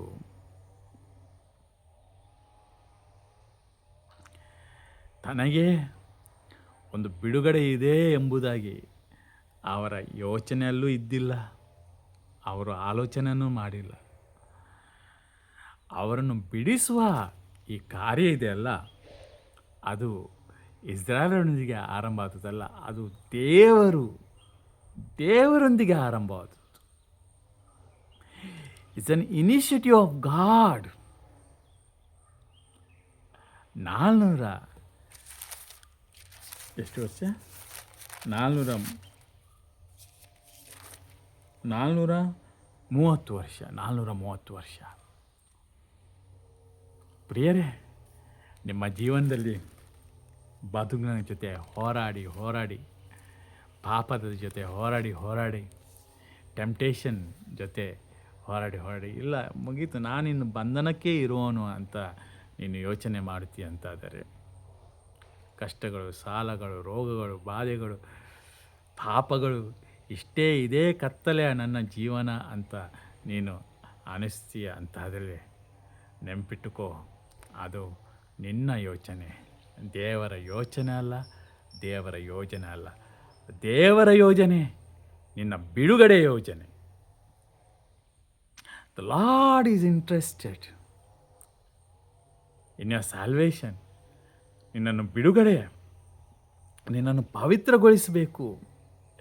ಇದು ದೇವರ ಯೋಜನೆ. ಆದ್ದರಿಂದ ಸೈತಾನನ ಬಂಧನದಲ್ಲಿ ಇದ್ದುಕೊಂಡು ಇದೇ ನನ್ನದು ಅಂತ ಹೇಳಬೇಡ. ನಾನು ನಿನ್ನೆ ಒಬ್ಬ ಶರೀರದಲ್ಲಿ ಅಸ್ವಸ್ಥತೆ, ರೋಗದಲ್ಲಿರೋರೊಬ್ಬರಿಗೆ ಭೇಟಿಯಾಗಿ ಹೋಗಿದ್ದೆ. ಅವರು ಇಲ್ಲ ಮುಗೀತು, ನಂದೇನು ಏನು ಏನು ಏನು ಏನು ಏನು ಇಲ್ಲ. ನನ್ನ ಹೋಗಿದೆ, ನಂದು ಕಿಡ್ನಿ ಹೋಗಿದೆ. ಕಿಡ್ನಿ ಹೋಗಿಲ್ಲ ಇವರು ಯೋಚನೆ ಮಾಡಿ ಹೇಳುವಂಥದ್ದು. ನನ್ನ ಕಿಡ್ನಿ ಹೋಗಿದೆ, ಹೋಗುವ ಟೆಸ್ಟಿಗೆ ಹೋಗುವ ಅಂತ ಹೇಳುವಾಗ ಇಲ್ಲ ಹೋಗಿದೆ. ನಾನು ಹೇಳಿದೆ ಹೇಗೆ ಗೊತ್ತು ನಿಮಗೆ? ಅಲ್ಲ ನನಗೆ ಗೊತ್ತಿದೆ ಹೋಗಿದೆ. ನಾನು ಅವರಲ್ಲಿ ಕೇಳಿದೆ ಸ್ವಲ್ಪ ಹೊತ್ತಾದ ಮೇಲೆ, ಓಕೆ ಹೇಳಿ ಏನೆಲ್ಲ ಹೋಗಿದೆ? ನನ್ನ ಕಿಡ್ನಿ ಹೋಗಿದೆ, ನನ್ನ ಹೊಟ್ಟೆ, ಅದು ಇದು ಆಯಿತು. ಸರಿಯಾಗಿ ಊಟ ಮಾಡಲಿಕ್ಕೆ ಆಗ್ತದಾ? ಆಗ್ತದೆ. ಹಸಿವಿದ ಇದೆ. ಸ್ವಲ್ಪ ಆದರೂ ನಡೀಲಿಕ್ಕೆ ಆಗ್ತದಾ? ಆಗ್ತದೆ. ಶ್ವಾಸ ಬಿಡಲು ತೆಗೆದ ಆಗ್ತದೆ. ನಾನು ಹೇಳಿದೆ ಹೋದ. ಅದು ಸರಿಯಾಗಿ ಗೊತ್ತಿಲ್ಲ ನಿಮಗೆ, ಸುಮ್ಮನೆ ಯೋಚನೆ ಮಾಡ್ತೀರಿ ಕಿಡ್ನಿ ಹೋಗಿದೆ ಅಂತ ಹೇಳ್ಕೊಂಡು. ಆದರೆ ನಿಮಗೆ ಕಣ್ಣು ಸರಿ ಇದೆ, ಕಿವಿ ಸರಿ ಇದೆ, ಮೂಗು ಸರಿ ಇದೆ, ಬಾಯಿ ಸರಿ ಇದೆ, ಚರ್ಮ ಸರಿ ಇದೆ, ಹೃದಯ ಸರಿ ಇದೆ, ಎಲುಬು ಸರಿ ಇದೆ, ಮಾಂಸ ಸರಿ ಇದೆ. ಇಷ್ಟು ಸರಿಯಾದದ್ದು ಇದೆ ನಿಮ್ಮ ಬದುಕಲ್ಲಿ, ಜೀವನದಲ್ಲಿ. ಅದರ ಬಗ್ಗೆ ಯೋಚನೆ ಮಾಡಿದ್ದೀರಾ? ಕಿಡ್ನಿ ಸರಿಯಿಲ್ಲ ಅಂತಗಳು ಹೇಳ್ಕೊಂಡು ಆ ಕಲ್ಪನೆಯಲ್ಲಿ, ವೇದನೆಯಲ್ಲಿ ಬದುಕುತ್ತಿದ್ದೀರಾ. ಆದರೆ ಇದೆಲ್ಲ ಸರಿ ಇದೆ ಎಂಬ ಸಂತೋಷ ನಿಮ್ಮ ಜೀವನದಲ್ಲಿ ಇದೆಯಾ? ಆ ಮನುಷ್ಯ ಒಂದು ಕ್ಷಣ ಸೈಲೆಂಟಾಗಿ ಹೇಳಿದರು, ಹೌದಲ್ಲ, ಅದನ್ನು ನಾನು ಯೋಚನೆ ಮಾಡಿಲ್ಲ.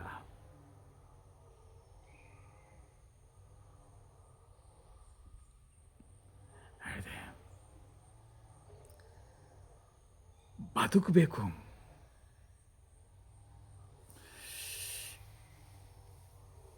ಕಿಡ್ನಿ ಸರಿ ಇಲ್ಲದಿದ್ದರೂ ಬದುಕಬೇಕು, ದೇವರು ಇಡುವಷ್ಟು ಕಾಲ ಬದುಕಬೇಕು. ಯಾಕಂದರೆ ಬೇರೆ ಏನು ಮಾಡಲಿಕ್ಕೆ ಆಗದಿದ್ದರು ಎಷ್ಟೋ ಸಂಕಟದಲ್ಲಿರುವ ಎಷ್ಟೋ ಜನರಿದ್ದಾರೆ. ನೀವು ಒಳ್ಳೆಯ ಮನುಷ್ಯರು. ನೀವು ಪ್ರಾರ್ಥನೆ ಮಾಡುವಾಗ ಎಷ್ಟೋ ಜನರ ಬದುಕಲ್ಲಿ ಏನೆಲ್ಲ ಒಳ್ಳೆಯ ಆಶೀರ್ವಾದಗಳನ್ನು ಕೊಡುವಷ್ಟು ಒಳ್ಳೆಯವರು ನೀವಾಗಿದ್ದೀರಿ. ಪ್ರಿಯರೇ, ನಮ್ಮ ಜೀವನದಲ್ಲಿ ನಾವು ನೆನಪಿಟ್ಟುಕೊಳ್ಳಬೇಕು, ನಾವು ಬಂಧನಕ್ಕೆ, ನಿರಾಶೆಗೆ, ಮೃತ್ಯುವಿಗೆ ಅದಕ್ಕೆ ಆರಿಸಿಕೊಂಡ ಜನಾಂಗ ಅಲ್ಲ, ನಾವು ಬಿಡುಗಡೆಗೆ ಆರಿಸಿಕೊಂಡ ಜನಾಂಗವಾಗಿದ್ದೇವೆ. We are created for freedom.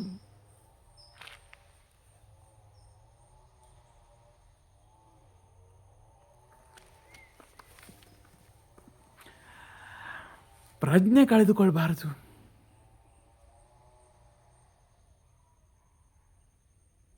ಈ ಬದುಕು ಇದೊಂದು ಸುಂದರ, ಜೊತೆಗೆ ಬದುಕೊಂದು ಜವಾಬ್ದಾರಿ.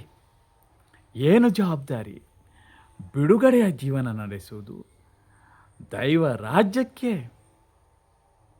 ಸೇವಕರಾಗುವಂಥ ಜೀವನ ನಡೆಸುವ ಜವಾಬ್ದಾರಿ. ವಿಮೋಚನಾ ಕಾಂಡ ಅಧ್ಯಾಯ 8 ವಾಕ್ಯ 1.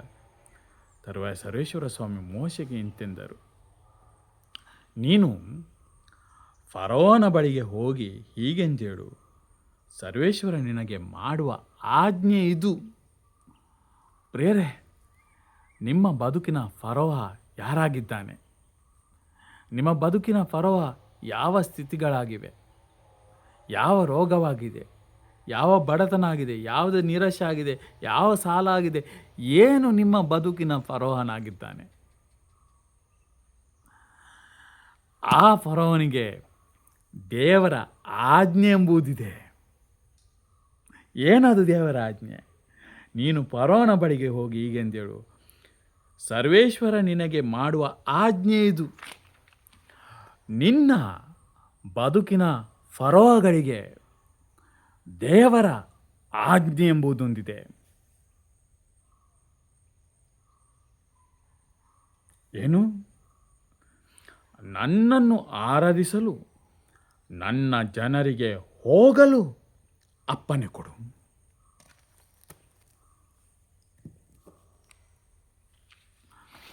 ನನ್ನನ್ನು ಆರಾಧಿಸಲು ನನ್ನ ಜನರಿಗೆ ಹೋಗಲು ಅಪ್ಪಣೆ ಕೊಡು. ಪ್ರಿಯರೇ, ಆರಾಧಿಸಲು, ಅದು ನಮ್ಮ ಸ್ವಾತಂತ್ರ್ಯ, ಅದು ನಮ್ಮ ನಿಜವಾದ ಸ್ವಾತಂತ್ರ್ಯ.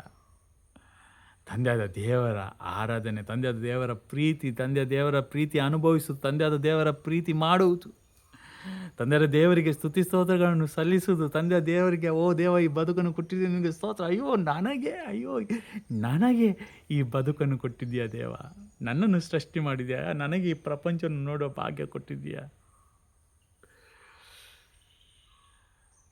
ಎಲ್ಲ ಸಂದರ್ಭಗಳಲ್ಲಿ ತಂದೆಯಾದ ದೇವರಿಗೆ ಆರಾಧಿಸುವುದು, ನೋವಿರುವಾಗ, ಬ್ಯಾನಿರುವಾಗ, ಸಾಲ ಇರುವಾಗ, ಸಂಕಷ್ಟಗಳಿರುವಾಗ, ಯಾವ ಪರಿಸ್ಥಿತಿಯಲ್ಲೂ ಆರಾಧಿಸುವುದು. ಇದು ಆಜ್ಞೆ, ದೇವರ ಆಜ್ಞೆ. ಆರಾಧಿಸು, ನಿನಗೆ ಆರಾಧಿಸುವ ಆಜ್ಞೆ. ನಿನ್ನನ್ನು ಆರಾಧಿಸಲು ಬಿಡದವನಿಗೆ ನನ್ನ ಮಗುವನ್ನು ಆರಾಧಿಸಲು ಬಿಡು ಎಂಬ ಆಜ್ಞೆ. ತಂದೆಯಾದ ದೇವರಿಗೆ, ಪುತ್ರನಾದ ಯೇಸುವಿಗೆ, ಪೋಷಕನಾದ ಪವಿತ್ರಾತ್ಮರಿಗೆ ಆರಾಧಿಸುವಂಥದ್ದು, ಪ್ರೀತಿ ಮಾಡುವಂಥದ್ದು, ಅವರ ಪ್ರೀತಿಯನ್ನು ಅನುಭವಿಸುವಂಥದ್ದು, ಆ ಪ್ರೀತಿಯನ್ನು ಬೇರೆಯವರಿಗೆ ಹಂಚುವಂಥದ್ದು, ದೇವ ರಾಜ್ಯಕ್ಕಾಗಿ ಇರುವಂಥದ್ದು. ಪ್ರಿಯರೇ, ಈ ಸಂತೋಷದಲ್ಲಿ ಜೀವಿಸಲು ಪ್ರತಿಯೊಬ್ಬನಿಗೆ ಹಕ್ಕಿದೆ, ಪ್ರತಿಯೊಬ್ಬನಿಗೆ ಪಾಲು ಇದೆ. ಅದಕ್ಕಾಗಿ 2000 ವರ್ಷದ ಹಿಂದೆ ಯೇಸು ಶಿಲುಬೆ ಮೇಲಿಂದ ನಿನ್ನ ಜೀವನದ ಎಲ್ಲ ಪರ್ವಗಳಿಗೆ ಆಜ್ಞೆ ಮಾಡಿ ಹೇಳಿದ್ದಾನೆ, ಈ ನನ್ನ ಮಗುವನ್ನು, ಈ ನನ್ನ ಮಗನನ್ನು, ಈ ನನ್ನ ಮಗಳನ್ನು ದೇವರಿಗೆ ಆರಾಧನೆ ಮಾಡಲು ಬಂಧನದಿಂದ ಬಿಡುಗಡೆಗೊಳಿಸು. ಯಾವ ಫರೋನಿಗೂ ನಿನ್ನನ್ನು ಇನ್ನೂ ಕಟ್ಟಿ ಇಡಲು ಸಾಧ್ಯವಿಲ್ಲ. ದೇವರ ಆಜ್ಞೆ ಆಗಿದೆ ನಿನ್ನನ್ನು ಬಿಡುಗಡೆಗೊಳಿಸಬೇಕು ಅಂತ. ನಿನ್ನನ್ನು ಆ ಫರೋ ಬಿಡುಗಡೆಗೊಳಿಸ್ತಿಲ್ಲ, ನೋಡಿಕೊಳ್ಳುವ ದೇವರು ಇದ್ದಾನೆ. ನೀನು ಆರಾಧಿಸಲು ಶುರು ಮಾಡು. ನೀನು ಸ್ತುತಿಗೋಸ್ಕರಗಳನ್ನು ಸಲ್ಲಿಸಲು ಶುರು ಮಾಡು. ಶೀಘ್ರ ನಿನ್ನನ್ನು ಬಿಡುಗಡೆಗೊಳಿಸಿದ ದೇವರಿಗೆ, ಶೀಘ್ರ 2000 ವರ್ಷದಿಂದ ನಿನ್ನನ್ನು ಬಿಡುಗಡೆಗೊಳಿಸಿದ ದೇವರಿಗೆ ಯೇಸುವಿನ ನಾಮದಲ್ಲಿ ನಾನು ನಿನಗೆ ಮೊದಲು ಆಜ್ಞೆ ಮಾಡಿ ಹೇಳುತ್ತೇನೆ, ಮಗುವೆ, ನೀನು ಆರಾಧಿಸಲು ದೇವರು ನಿನ್ನನ್ನು ಕರೆದಿದ್ದಾರೆ. ದುಃಖಕ್ಕೆಲ್ಲ, ನೋವಿಗೆಲ್ಲ, ನಿರಾಶೆಗಲ್ಲ, ಆತ್ಮಹತ್ಯೆಗಲ್ಲ, ಡಿಪ್ರೆಷನಿಗೆ ಅಲ್ಲ, ಶೈತಾನ ಬದುಕಿಗಲ್ಲ, ಪಾಪದ ಬದುಕಿಗಲ್ಲ, ಕಾಮಕ್ಕಲ್ಲ, ಕ್ರೋಧಕ್ಕೆಲ್ಲ, ಮದಕ್ಕೆಲ್ಲ, ಮತ್ಸರಕ್ಕೆಲ್ಲ, ಅಮಲಿಗಲ್ಲ, ಅಫೀಮಿಗಲ್ಲ, ಡ್ರಗ್ಸಿಗೆಲ್ಲ, ಸ್ಮೋಕಿಂಗಿಗಲ್ಲ,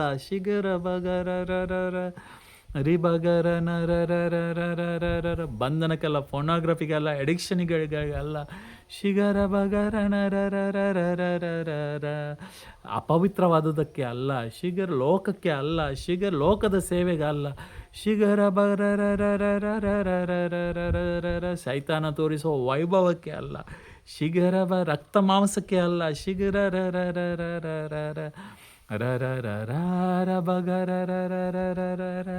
ಪವಿತ್ರತೆಗೆ ದೇವರು ನಿನ್ನನ್ನು ಆರಿಸಿದ್ದಾರೆ.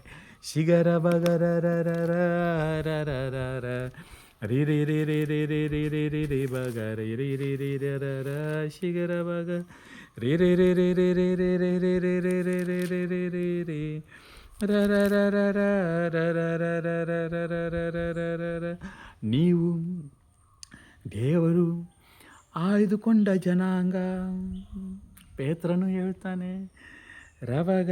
ಅಧ್ಯಾಯ 2, ಮೊದಲ ಪೇತ್ರನು ಅಧ್ಯಾಯ 2 ವಾಕ್ಯ 9ರಿಂದ, ನೀವು ದೇವರು ಆಯ್ದುಕೊಂಡ ಜನಾಂಗ, ರಾಜಯಾಜಕರು, ಪವಿತ್ರ ಪ್ರಜೆ, ದೇವರ ಸ್ವಕೀಯ ಜನ ಅವರ ಅದ್ಭುತ ಕಾರ್ಯಗಳನ್ನು ಪ್ರಚುರಪಡಿಸುವುದಕ್ಕಾಗಿ ಆಯ್ಕೆಯಾದವರು ಶಿಗರ ಬಗರರ. ನೀನು ಅಲಲಲಲಲಲ, ನಾನು ಬಂಧನದಲ್ಲಿದ್ದೇನೆ, ಬಂಧನದಲ್ಲಿದ್ದೇನೆ, ಬಂಧನದಲ್ಲಿದ್ದೇನೆ, ಬಂಧನದಲ್ಲಿದ್ದೇನೆ, ಆ ರೋಗದಲ್ಲಿದ್ದೇನೆ, ಈ ರೋಗದಲ್ಲಿದ್ದೇನೆ, ಆ ದುಃಖ, ಈ ದುಃಖ, ಆ ಕಷ್ಟ, ಈ ಸಲ ಇದನ್ನು ಮಾತಾಡಲಿಕ್ಕೆ ಇರುವವನಲ್ಲ ನೀನು. ಶಿಗರರರರರರರರರರರ. ನಾನು ಪಾಪಿ, ನಾನು ಪಾಪಿ, ನಾನು ಏನಲ್ಲ. ಅಲ್ಲ, ಅದು ಅಲ್ಲ ನಿನ್ನ ಬಾಳು. ಶಿಗರ ಬಗರರರರರರರರ. ದೇವರಿಗೆ ಅವಮಾನಗೊಳಿಸಬೇಡ. ದೇವರ ಕಾರ್ಯಗಳನ್ನು ವ್ಯರ್ಥ ಮಾಡಬೇಡ ಜೀವನದಲ್ಲಿ. ನೀನು ದೇವರು ಆರಿಸಿಕೊಂಡ ಜನಾಂಗ, ರಾಜಯಾಜಕನು ನೀನು. ರಾಜಯಾಜಕನು. Know your dignity, know the level of the holiness of your life. ಎಂಥ ಪವಿತ್ರತೆಯನ್ನು ದೇವರು ನಿನಗೆ ಕರುಣಿಸಿದ್ದಾರೆ ಆಶೀರ್ವಾದವಾಗಿ. ಎಂಥ ಆಶೀರ್ವಾದ! ರಾಜಯಾಜಕನು, ಪವಿತ್ರ ಪ್ರಜೆ, ದೇವರ ಸ್ವಕೀಯ ಜನ, ಸ್ವಕೀಯ ದೇವರು ನೀನು. ನನ್ನವನು ಅಂತ ದೇವರು ಹೇಳುವಂಥವನು ನೀನು. ಇವನು ನನ್ನವನು. ನಿನ್ನ ಹೆಸರಿಟ್ಟು ಈತನು ನನ್ನವನು. ಅವರ ಅದ್ಭುತ ಕಾರ್ಯಗಳನ್ನು ಪ್ರಚುರಗೊಳಿಸುವುದಕ್ಕಾಗಿಯೇ ಆಯ್ಕೆಯಾದವನು. ಇದು ನಿನ್ನ ಜೀವನ. ಈ ಜೀವನ ನಡೆಸ್ತಾ ಇಲ್ಲದಿದ್ದರೆ ನೀನು ಬಂಧನದಲ್ಲಿದ್ದಿ. ಯೇಸು ನಿನಗೋಸ್ಕರ ಶಿಲುಬೆ ಮೇಲೆ ಸತ್ತದ್ದು ವ್ಯರ್ಥವಾಗಿ ಹೋಯಿತು. ಆ ರಕ್ಷಣೆಯನ್ನು ನೀನು ನಿನ್ನದಾಗಿಸಿಕೊಳ್ಳಲಿಲ್ಲ ಎಂಬುದಾಗಿ ಅರ್ಥ. ಯಾರಿಗೆ ಬರೆದದ್ದು ಇದು? ಯಾರಿಗೆ ಪೇತ್ರನು ಯಾರಿಗೆ ಬರೆದದ್ದು ಇದು? ನೀವು ದೇವರು ಆಯ್ದುಕೊಂಡ ಜನಾಂಗ, ರಾಜಯಾಜಕರು, ಪವಿತ್ರ ಪ್ರಜೆ, ದೇವರ ಸ್ವಕೀಯ ಜನ, ಅವರ ಅದ್ಭುತ ಕಾರ್ಯಗಳನ್ನು ಪ್ರಚುರಪಡಿಸಲಿಕ್ಕಾಗಿ ಯಾರಿಗೆ ಹೇಳಿತು? ರಾಜರಿಗೆ, ಮಂತ್ರಿಗಳಿಗೆ, ಶ್ರೀಮಂತರಿಗೆ, ದೊಡ್ಡ ದೊಡ್ಡ ಉದ್ಯೋಗದಲ್ಲಿರೋ ಹೊಲ ಗದ್ದೆಗಳ ಎಸ್ಟೇಟ್ ಮಾಲೀಕರಿಗೆ ಯಾರಿಗೆ ಹೇಳಿತು? ಯಾರಿಗೆ ಹೇಳಿದ್ದು ಕೇಳಿ. 1 ಪೇತ್ರ ಅಧ್ಯಾಯ 1 ವಾಕ್ಯ 1. ಪೋಂತ, ಗಲಾತ್ಯ, ಕಪ್ಪದೋಕ್ಯ, ಏಷ್ಯಾ, ಬಿಥೋನಿಯ ಪ್ರಾಂತ್ಯಗಳಲ್ಲಿ ಚದರಿ ಹೋಗಿ ನಿರಾಶ್ರಿತರಂತೆ ಜೀವಿಸುತ್ತಿರುವ ದೇವಜನರಿಗೆ. ಚದುರಿ ಹೋಗಿ, because of the persecution they are scattered all around.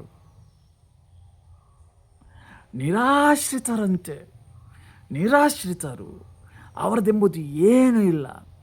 ಬಡತನ, ಕಿತ್ತು ತಿನ್ನುವ ಬಡತನ. ತನ್ನದೆಂಬುದಿಲ್ಲ, ತನ್ನದೆಂಬ ಹೊಲ ಇಲ್ಲ, ತನ್ನದೆಂಬುದು ಏನಿಲ್ಲ, ತನ್ನದೆಂಬುದು ಮನೆ ಇಲ್ಲ. ನಿರಾಶ್ರಿತರಂತೆ ಬದುಕುವ ದೇವ ಜನರಿಗೆ ಅವರದೆಂಬುದು ಏನು? ದೇವ ಜನ ಎಂಬುದು ಮಾತ್ರ. ಯೇಸುವಿನವರು ಎಂಬುದು ಅದು. ಆ ಒಂದು ಆಸ್ತಿ ಬಿಟ್ಟು ಬೇರೆ ಯಾವ ಆಸ್ತಿ ಇಲ್ಲ, ಬೇರೆ ಯಾವ ಸಂಪತ್ತಿಲ್ಲ. ಆ ಜನರಿಗೆ ಪೇತ್ರನು ಹೇಳ್ತಾನೆ, ನೀವು ದೇವರ ಆಯ್ದುಕೊಂಡ ಜನಾಂಗ, ರಾಜಯಾಜಕರು, ಪವಿತ್ರ ಪ್ರಜೆ, ದೇವರ ಸ್ವಕೀಯ ಜನ, ಅವರ ಅದ್ಭುತ ಕಾರ್ಯಗಳನ್ನು ಪ್ರಚುರಪಡಿಸಲಿಕ್ಕಾಗಿ ಆಯ್ಕೆಯಾದವರು. ನಿನ್ನ ಮನಸ್ಸಿಂದ, ನಿನ್ನ ಶರೀರದಿಂದ, ನಿನ್ನ ಹೃದಯದಿಂದ ನಿರಾಶೆ ಆ ಸೈತಾನನನ್ನು, ನಿನ್ನನ್ನು ಬಂಧನದಲ್ಲಿರುವ ನಿರಾಶೆ ಆ ಸೈತಾನನ್ನು ಈ ಕ್ಷಣವು ನೀನು ಓಡಿಸು. ಪ್ರಿಯ ದೇವಜನನೇ, ಓಡಿಸು. You are not created for this grumbling life. ಗೊಣಗಾಡುವ ಈ ಜೀವನಕ್ಕೆ ದೇವರು ನಿನ್ನನ್ನು ಸೃಷ್ಟಿಸಿಲ್ಲ. ಅದಕ್ಕಾಗಿ ಯೇಸುವನ್ನು ನಿನ್ನ ರಕ್ಷಣೆಗಾಗಿ ಕಳಿಸಿಲ್ಲ. ಗೊಣಗಾಡುವುದು ನಿನ್ನ ಜೀವನವಲ್ಲ.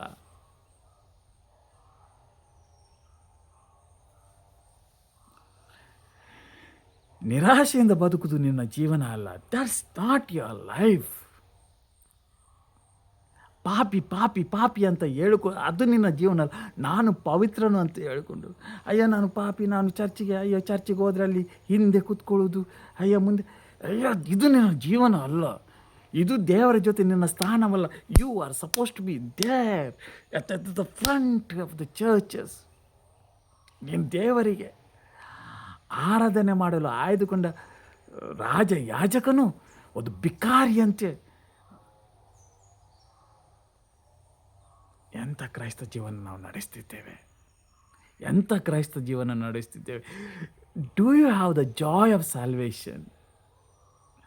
If you don't have the joy of salvation, ರಕ್ಷಣೆ ಆನಂದ ನಿನ್ನಲ್ಲಿ ಇಲ್ಲ ಅಂತಾದರೆ, ಮಗುವೆ, ಯೇಸು ನಿನ್ನನ್ನು ಬಿಡುಗಡೆಗೊಳಿಸಿದ್ದನ್ನು ನೀನು ವ್ಯರ್ಥಗೊಳಿಸಿದ್ದೀಯಾ.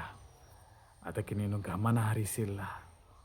ನನ್ನ ಗಂಡ ಹಾಗೆ, ನನ್ನ ಹೆಂಡತಿ ಹಾಗೆ, ನನ್ನ ತಾಯಿ ಹಾಗೆ, ನನ್ನ ತಂಗಿ ಹಾಗೆ, ನನ್ನ ನನ್ನ ನನ್ನ ನನ್ನ ಸಹೋದರರು ಹಾಗೆ, ನನ್ನ ತಮ್ಮ ಹಾಗೆ, ನನ್ನ ಅಣ್ಣ ಹಾಗೆ, ನನ್ನ ನೆರೆಯವ ಹಾಗೆ, ನನ್ನ ನೆರೆಯವ ಹೀಗೆ, ಅವರು ಇದು ಮಾಡಿದ್ರು, ಇವರು ಇದು ಮಾಡಿದರು, ಅದು ಇದು ಇದು ಅಂತ ಅಳುತ್ತಾ ಕೂತ್ಕೊಂಡಿದೆಯಲ್ಲ, ಇದು ನಿನ್ನ ಬಂಧನ, ಇದು ನಿನ್ನ ಜೀವನ ಅಲ್ಲ.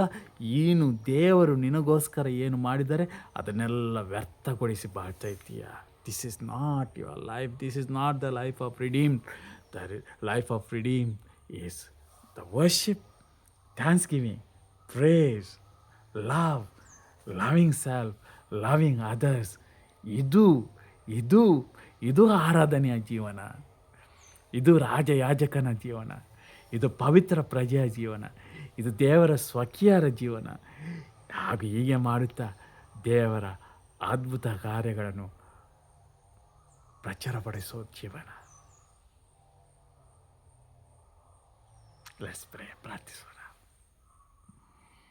ಯೇಸುವೆ, ನಿನ್ನ ಪವಿತ್ರ ನಾಮದಲ್ಲಿ ನಿನ್ನ ಜನರಿಗೂ ಬಂಧಿಸಿಟ್ಟಿರುವ ನಿರಾಶೆಯ ಶೈತಾನನಿಗೆ, ನೋವಿನ ಶೈತಾನನಿಗೆ, ರೋಗದ ಶೈತಾನನಿಗೆ, ಅಂಜಿಕೆಯ ಶೈತಾನನಿಗೆ, ಮನಸ್ತಾಪಗಳ ಶೈತಾನನಿಗೆ, ಬಡತನದ ಸಾಲದ ಶೈತಾನನಿಗೆ ಆಜ್ಞೆ ಮಾಡಿ ಹೇಳ್ತೇನೆ, ಬಿಟ್ಟು ತೊಲಗು.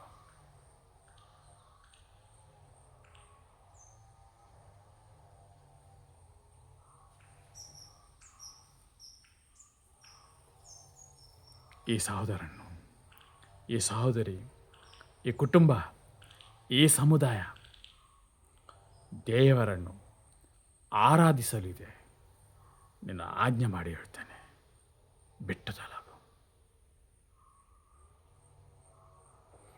ಶಿಲುಬೆಗೇರಿಸಲ್ಪಟ್ಟ ಕ್ರಿಸ್ತ ಯೇಸುವಿನ ನಾಮದಲ್ಲಿ, ಶಿಲುಬೆಗೇರಿಸಲ್ಪಟ್ಟ ಕ್ರಿಸ್ತ ಯೇಸುವಿನ ವಾಕ್ಯದ ಶಕ್ತಿಯಲ್ಲಿ, ಪವಿತ್ರಾತ್ಮರ ಕೃಪೆಯಿಂದ, ಪವಿತ್ರಾತ್ಮರ ಶಕ್ತಿಯಿಂದ ಆಜ್ಞೆ ಮಾಡಿ ಹೇಳ್ತೇನೆ, ಶೈತಾನನೇ ಬಿಟ್ಟು ತೊಲಗು.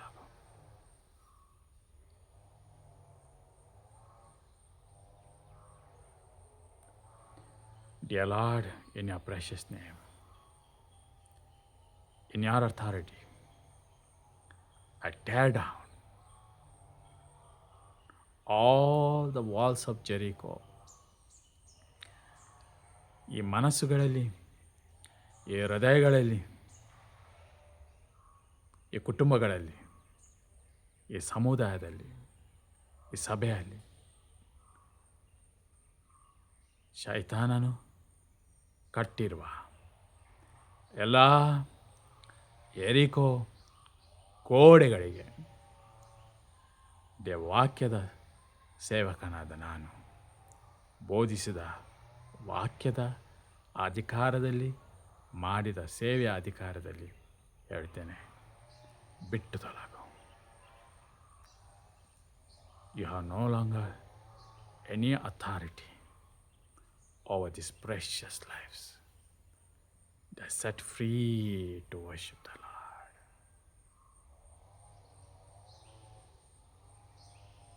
Thank you, Lord. ಪ್ರಾರ್ಥನೆಯನ್ನು ಕೇಳಿದ ಪಿತಾ, ಸುತ, ಪವಿತ್ರ ಆತ್ಮರೇ ಸ್ತೋತ್ರ. ಅಧಿಕಾರವನ್ನು ಕೊಟ್ಟ ಪಿತಾ, ಸ್ತುತ, ಪವಿತ್ರ ಆತ್ಮರೇ ಸ್ತೋತ್ರ.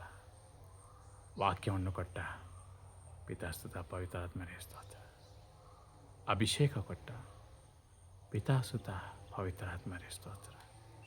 ಶಕ್ತಿಯನ್ನು ಕೊಟ್ಟ ಪಿತಾ, ಸುತ, ಪವಿತ್ರ ಆತ್ಮರೇ ಸ್ತೋತ್ರ. ಪಾಪ ಕ್ಷಮೆ ನೀಡಿದ ಪಿತಾ, ಸುತ, ಪವಿತ್ರ ಆತ್ಮರೇ ಸ್ತೋತ್ರ. ಪವಿತ್ರಗೊಳಿಸಿದ ಪಿತಾ, ಸುತ, ಪವಿತ್ರ ಆತ್ಮರೇ ಸ್ತೋತ್ರ.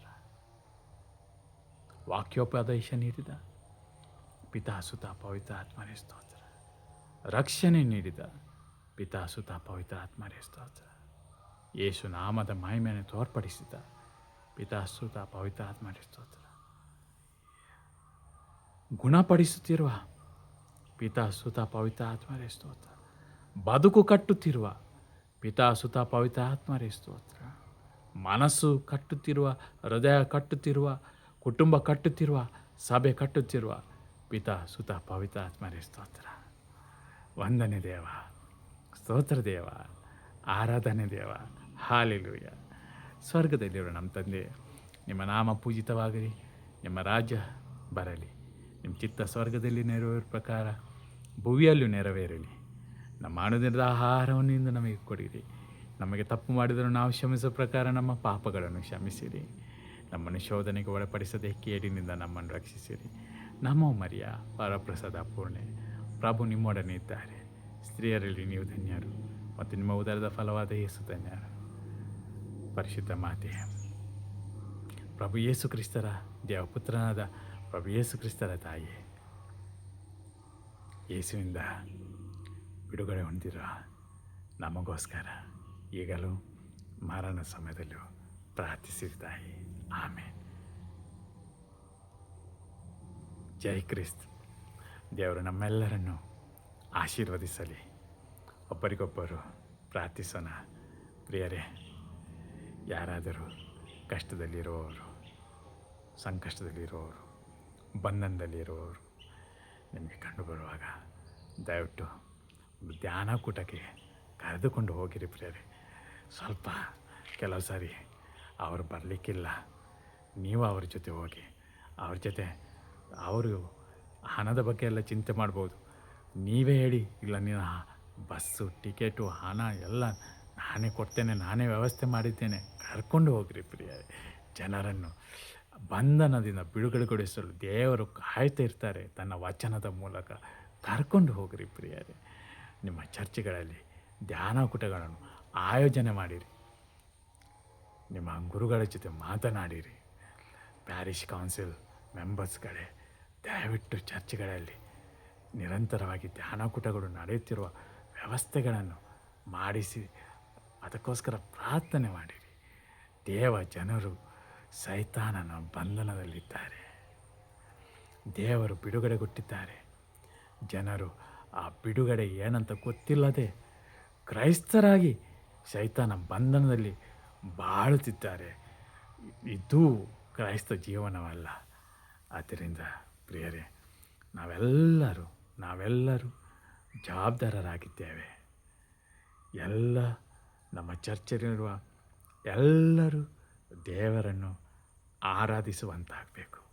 ನಾನು ನೀನು ಅಲ್ಲ, ಅಷ್ಟು ಅಲ್ಲ, ನನ್ನ ಕುಟುಂಬ ಅಲ್ಲ ಪ್ರಿಯರೇ.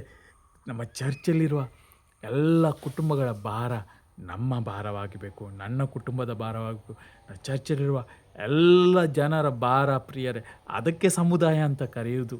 ಸಮುದಾಯ ಅಂದರೆ ಬರೀ ಬಲಿಪೂಜೆಗೆ ಒಟ್ಟಿಗೆ ಹೋಗಿ ಬಲಿಪೂಜೆ ಆದ ನಂತರ ಅಲ್ಲಿ ಇಲ್ಲಿ ಚದುರಿ, ಅದು ಸಮುದಾಯ ಅಲ್ಲ.